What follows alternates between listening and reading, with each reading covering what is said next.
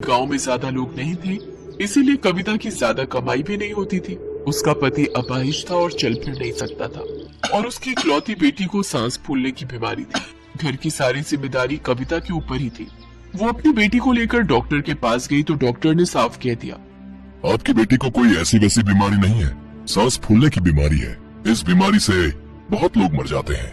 आप अपनी बेटी के लिए इनहेलर क्यों नहीं लेती? जल्दी खरीद लीजिए, नहीं तो हम आपकी बेटी को बचा नहीं सकेंगे। कविता बेबस थी। उसने पूछा, डॉक्टर साहब, एक इनहेलर की कीमत कितनी होती है? 1000 रुपए, और महीने में 2 इनहेलर की जरूरत है आपकी बेटी को। बाप रे, महीने के 2000 रुपए कहाँ से लाऊंगी मैं इतने सारे पैसे?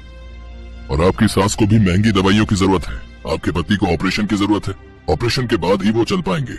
ऑपरेशन के लिए पूरे 5 लाख रुपए की जरूरत होगी। ये सब सुनते हुए कविता रो पड़ी। मैं साधारण सा ढाबा चलाती हूँ डॉक्टर साहब, सिर्फ ऑमलेट और रोटी बेचती हूँ। मैं अकेले इतने सारे पैसों का जुगाड़ कैसे करूंगी? भगवान पर भरोसा रखिए कविता जी, वो कभी कभी ऐसे चमत्कार कर देते हैं कि उसके बारे में हमने कभी सोचा भी ना हो। बस भगवान पर ही कविता का भरोसा था, और इसके लिए कविता को एक चमत्कार की जरूरत थी। वो अपनी बेटी को लेकर घर लौट गई और उसके पति ने कहा, क्या बोला डॉक्टर ने? वही घिसी पिटी बात बोली होगी। हाँ, वही, पैसों की जरूरत है। आपके पास कोई जमीन वगैरह नहीं है क्या? मैं क्या जमींदार दिखता हूँ तुझे? गाड़ी में से उस आदमी की बीवी बाहर आई और उसने कहा, अरे वाह, इतनी ठंड में गर्मा गर्म रोटी ऑमलेट, मजा आ जाएगा, हम ढाबे पर रह लेंगे। कविता ने फटाफट रोटी ऑमलेट बना दिया और वो खाकर वो दोनों खुश हो गए। ऑमलेट तो वाकई बहुत बढ़िया है। हाँ, मैं अच्छा ऑमलेट बनाती हूँ। बहन जी, ठंड बहुत है, आपके ढाबे पर हीटर तो है ना? नहीं तो हम रहेंगे कैसे? कविता तंदूर का इस्तेमाल करती थी। उसमें कोयला जला दिया और उसकी वजह से ढाबे के अंदर गर्माहट छा गई और दोनों टूरिस्ट आराम से सो गए। अगली सुबह जब वो जागे, फिर बातों ही बातों में उन्हें कविता के घर के हालात के बारे में भी पता चला। कविता की मेहमान नवाजी से खुश होकर और उसके दुखों को देखते हुए उस आदमी यानी कि मिस्टर मेहरा, जो कि देश के जाने माने डॉक्टर थे, उन्होंने कविता को 5 लाख रुपए मदद के तौर पर दिए।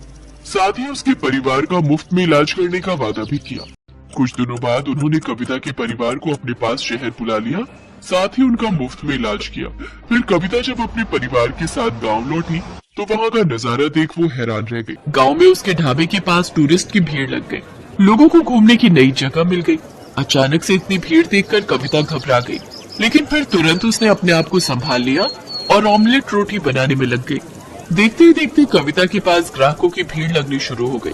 अब ग्राहक ज्यादा और जगह छोटी पड़ने लगी। कविता ने बड़ा होटल बना लिया और हर कमरे में हीटर लगा दिया। वो दिन पर दिन नोट छापते गए और काफी अमीर हो गए। और ऐसे ही ऑमलेट वाली कविता और उसके परिवार की जिंदगी पूरी तरह बदल गई।